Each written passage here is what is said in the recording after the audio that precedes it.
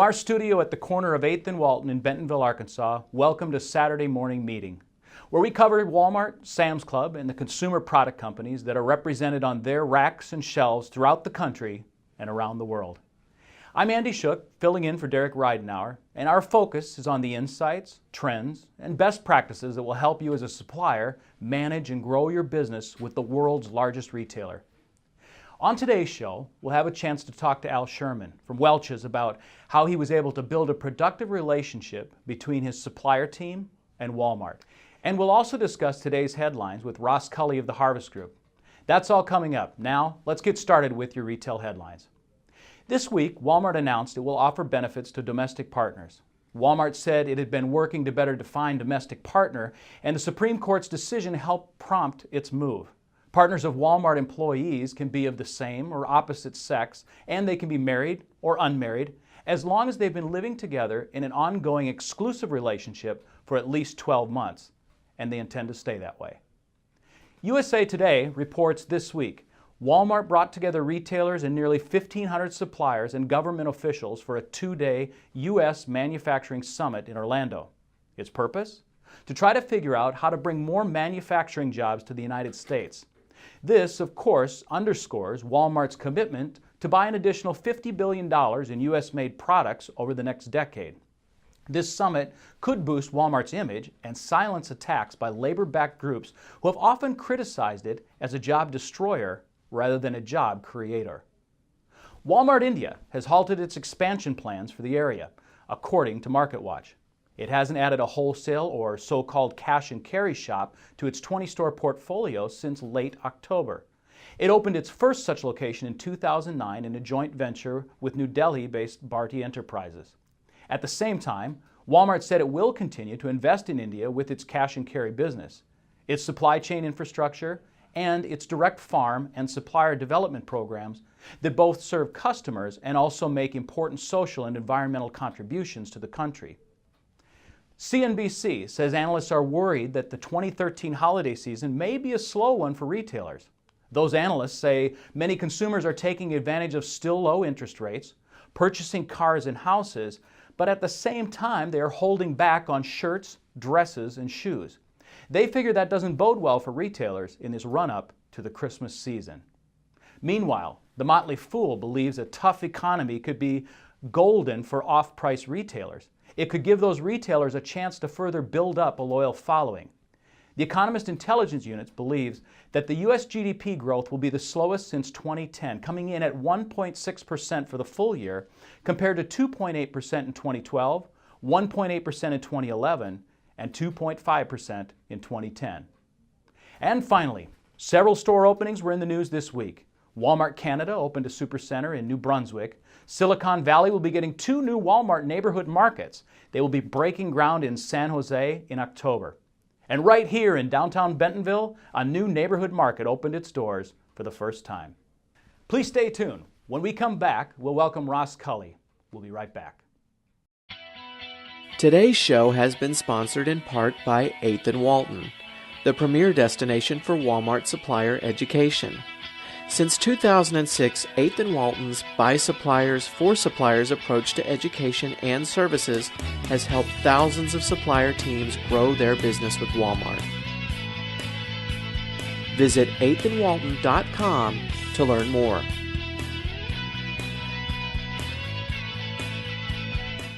GigWalk is an on-demand mobile workforce that can collect data and do work at retail. Businesses use GigWalk for retail audits, merchandising, and much more. With 350,000 smartphone-enabled workers available on demand, you get unprecedented speed and coverage across the US, Canada, and the UK. And all work is reviewed for quality and accuracy. Visit gigwalk.com to learn more.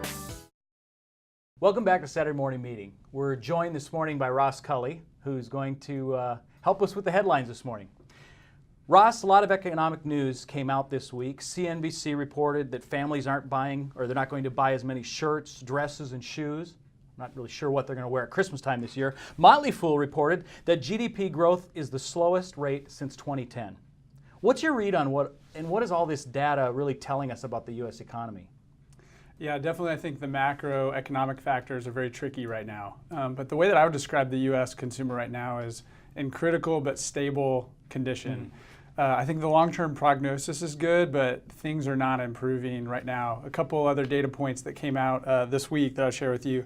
The Commerce Department announced that the second quarter of GDP grew at 2.5%, up from 1.7. So some good news. But conversely, they announced that consumer spending only increased by 0.1%, and that salaries only increased at 0.1%. And so if there is an economic recovery going on, the consumer has not bought in yet with their wallet, and I think it's going to take some time for them to do so. As we recover, the other tricky thing that we have is eventually the Federal Reserve is going to remove that stimulus package. Interest rates will go up, and so there's another pressure point out there for a lot of consumers that as interest rates go up, that the recovery will slow again. And so I think critical but stable is how I'd describe it. Well, what do you think that means to Walmart? I mean, they're kind of in the breadbasket of the U.S., you know, where most of the stores are at or whatnot. What do you think that means for them? You know, I think it means that things are going to stay very competitive in retail for the foreseeable future. And if I'm at Walmart, I think there's three factors that I'm considering as I look at the economy. And that would be trips, labor, and assortment. When you look at trips and what's going on in the economy, I think the question is, are people consolidating trips? And in Walmart's business model, that's not always a good thing. Is the paycheck cycle being further compressed, and people are coming in just at those paycheck cycles? And when you think about that trips variable, it impacts labor. And I think right now in labor, Walmart's really between a rock and a hard place, because they've got an opportunity to fix the OSA problem and make sure that the product is on the shelf to buy and increase sales, but that takes some labor investment. Yeah. And as they have financial results that have lagged expectations, labor's the big expense that they can pull back on. So labor, I think, is another consideration. The last one's assortment.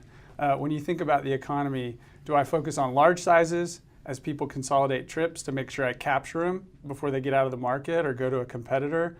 Or do I focus on small sizes because the paycheck cycle is compressed? So those are the three things. So you think suppliers, how are they kind of reacting to this? What have you seen some suppliers do and kind of change as far as the direction they're doing and what they're doing to try to draw customers in? Yeah, I think suppliers got to be focused on the reason to believe. Why does their product matter to the consumer? Our consumer research business has been very busy lately as suppliers focus on, why does my product need to be on the shelf, and making sure that they communicate that to buyers. The second thing that I'd be focused on is value. If the economic factors don't change in the near term, what is my value to either the person that's consolidating trips, that's buying more when I come into the store, or the person that doesn't have enough money in my wallet to buy everything I need? And so looking at assortment and value is the second thing.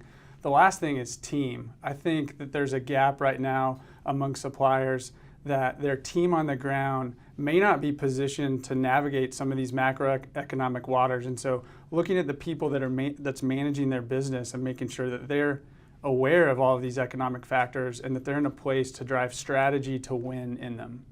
All right, stay tuned. We'll be right back with Al Scheuermann, who's going to share with us how he built a successful team at Walmart. Cameron Smith & Associates is suppliers' first choice in recruiting the competitive Walmart supplier job market. We connect qualified candidates to CPG jobs in Northwest Arkansas and across the country. CSA also sources sales and marketing professionals for companies providing advertising, marketing, merchandising, and data management services to suppliers. Contact us today at csarecruiters.com. Today's show has been sponsored in part by 8th & Walton, the premier destination for Walmart supplier education. 8th & Walton offers a suite of free courses on a variety of essential topics designed to help people new to a Walmart supplier team hit the ground running. Visit 8thandwalton.com/basic training to learn more. Welcome back. Al Scheuermann has worked for many years to develop a productive, good working relationship between Welch's, which is best known for its outstanding grape juice, and Walmart. We got the chance to sit down with him and talk about how it all came together. Al, you've been with Welch's for 26 years and you've had responsibility for Walmart since 1991. You've won Supplier of the Year twice in Department 92 Dry Grocery. What have you done to be successful at Walmart? Well, it started a number of years ago. When I first took responsibility for Walmart, Walmart was opening new supercenters, so that was their first foray into food.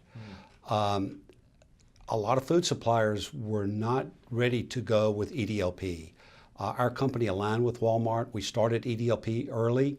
I think it was trust at that time, wasn't it? Because we had heard that before, that, hey, EDLP is what we wanted to go. I remember Albertsons tried to do it.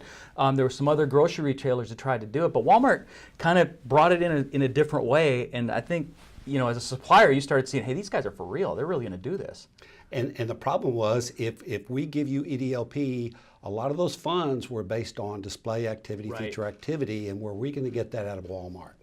So as it turns out, we did. We started off in a great relationship, and you fast forward 20 years later, now I have a team on the ground here that we are, you know, live and breathe Walmart EDLP, aligned with the 5 Ps.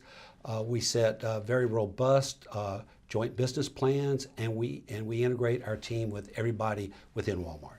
Now, you've probably seen some other suppliers in the community do things right, kind of like what you guys have done as well. You've won Supplier of the Year a couple times. What have you seen some other suppliers do that they've done really well with Walmart? It's going back to that alignment to Walmart's goals and initiatives. And if you take a look, and I saw your segment a few weeks ago when you had the 2 category directors from Walmart. Yeah. And what they talked about in the role that our team has is we try to align Walmart's goals and initiatives along with Welch's goals and initiatives. And sometimes that's not easy. Right. We share a lot of same values, but there's the things that Walmart wants us to do that we can't do. And I will tell you now, today, Walmart really recognizes that. And that's how we are building our business, and that's how successful suppliers build their business with Walmart. So today. you kind of play that role in between Right. Walmart and your headquarter offices, and trying to bring those goals and initiatives of what Walmart's doing. You play that role to try to soften things up on both sides? Right, Yeah, right. Exactly. Now, in 2003, you made the decision to move the Welch's team to Bentonville. Was that a corporate decision? Was it something that you were pressing for? How did you kind of make that happen? I think it comes, there's a point in a supplier relationship with Walmart where they say, you know, this is just getting too difficult because our business is getting too big. There are too many functional areas within Walmart that we have to work with. So we made the decision to move in here. Built a team starting with 6. We're now up to 11 people on our team.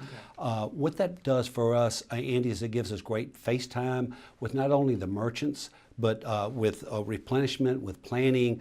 It just improves our communication flow.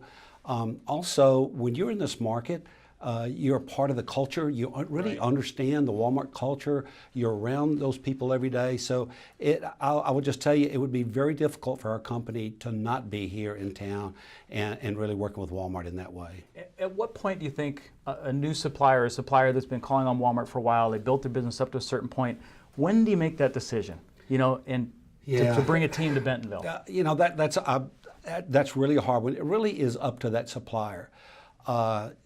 Are they ready to make that investment, that commitment to their Walmart business? Yeah. And do they think they're going to get an ROI out of bringing people in this market, hiring and bringing people in this market?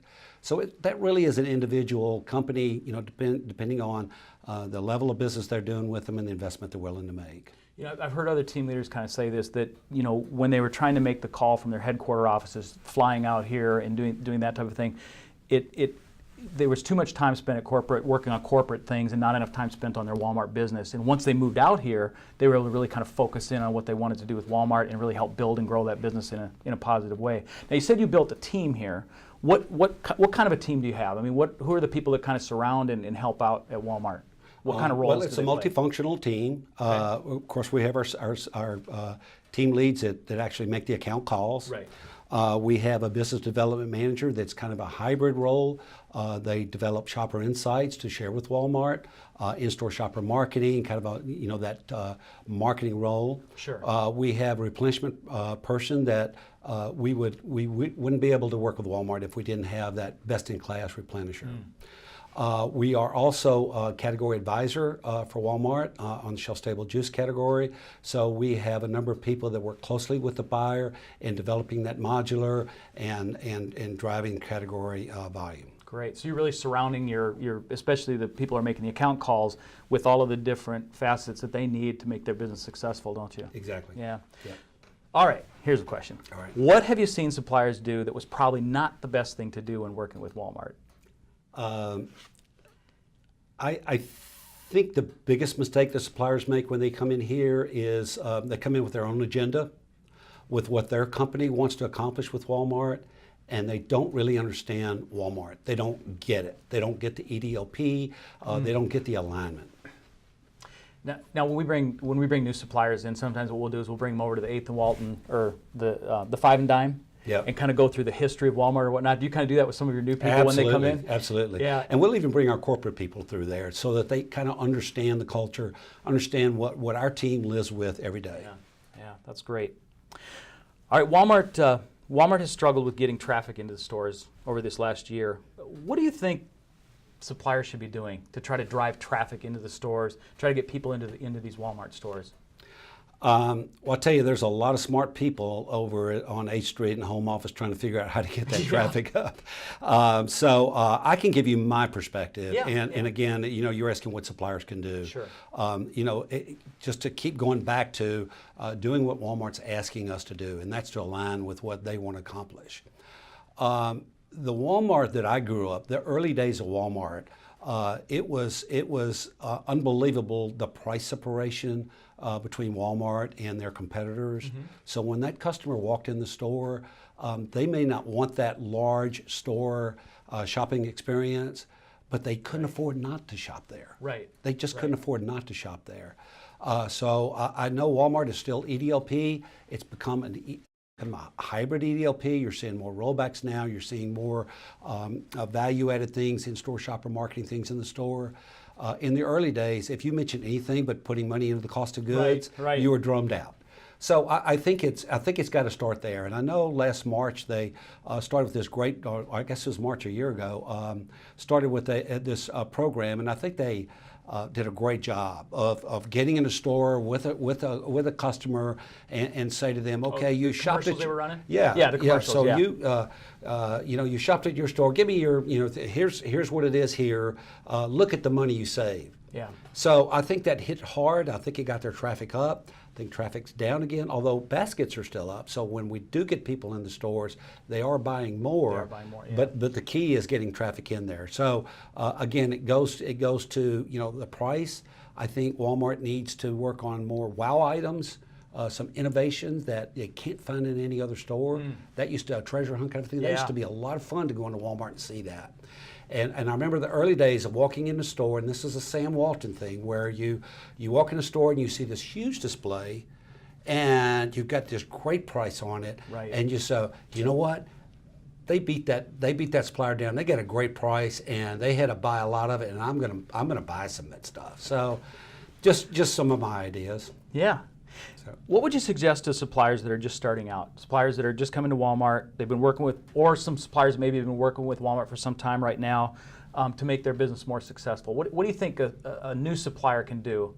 And I think you mentioned Retail Link User Group and some of these other things. Let's talk a little bit about that, the Retail Link User Group and some of the things that you're involved with in the community here that can help these smaller or new suppliers to Walmart. Okay, so when I took responsibility for Walmart, I was kind of a one-man show. I was actually a regional manager. I had half the country for non-grocery, and we decided to call on Walmart Direct with direct representation instead of having a food broker.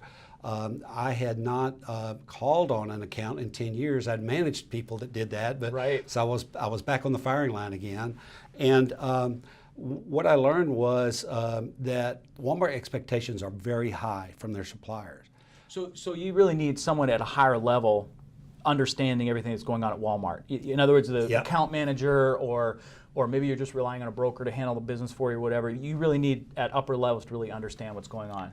So, I didn't know Retail Link. There was lots of things about Walmart that I didn't understand. And I heard that Walmart was supporting these retail link user groups in different markets. Well, I was in the Memphis market. There was no leader there. So I said, I'll just start one myself. And I'll tell you, Andy, that was the best thing that I could have ever done, because we shared best practices. I learned so much from other suppliers about retail link, about how important it was for your scorecard numbers. I don't think I would be as successful today had I not started that group and been a part of that group. Now, the Retail Link Users Group, can you talk a little bit more about that, since you've been a part of it, and I think you're actually on the board and with the marketing as well. But how does a supplier even find out about that or get involved in? It's RLUG is kind of what our phrase for it is, right? Yeah. RLUG, Retail Link User Group. Okay. It's simply put, it's a group of suppliers that share best practices in doing business with Walmart. They meet different, and we have about 44 RLUG groups around the country. Oh, okay. So if you're not local, you can still be involved in this. There may be a chapter or something that's meeting out somewhere near you. Exactly. So, and that's what I got involved. I started one. So, now, some people fly in for that, or drive in for it. Yeah, there are some. When I was in Memphis, we would have people fly in from Central Tennessee. They would drive in from Kentucky just to be a part of that. Okay. That's how bad the need is for people in small and medium-sized companies outside of the Bentonville market to learn about Walmart. And how to use their services, the Right. Retail Link and, Right. and some of that or whatnot. Well, that's great. What is probably the single biggest thing that suppliers should be aware of when calling on Walmart? What's the one thing? Remember the guy always had that one thing? If you're going to talk about one thing, align with Walmart.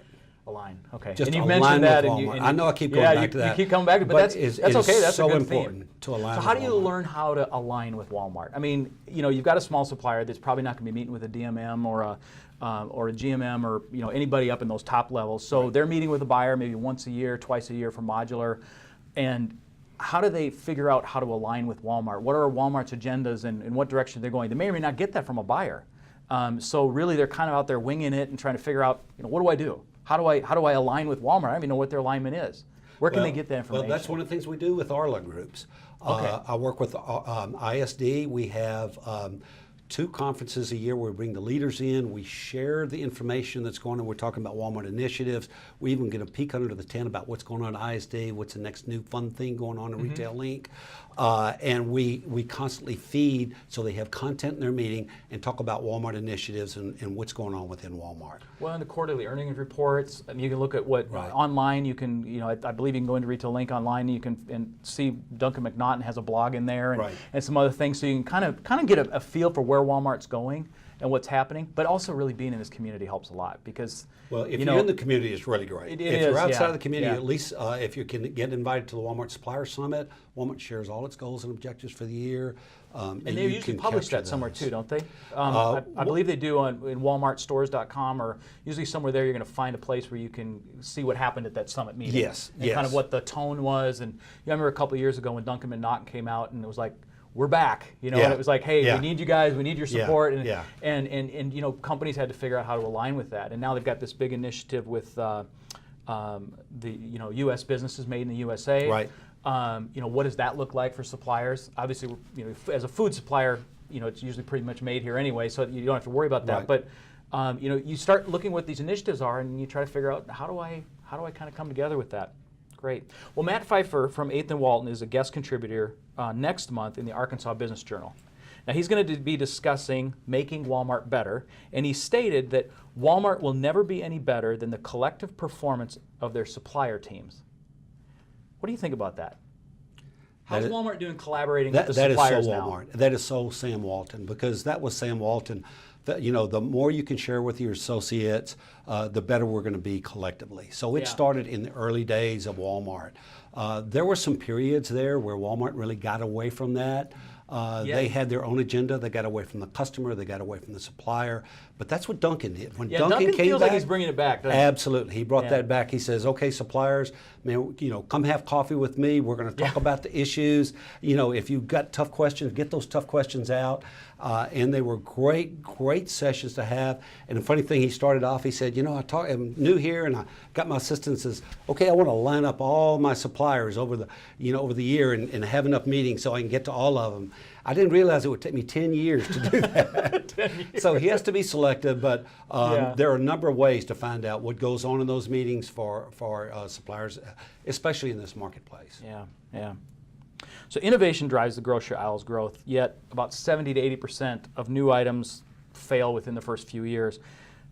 How do you make a product successful at Walmart? What are some of the things that you have to do maybe differently at Walmart than maybe you do in the rest of grocery trade or in the rest of the world? How do you make a product successful launching it at Walmart? It goes back to the collaboration you were talking about. We start early when we're in a concept stage. We'll have at least an annual innovation session with Walmart.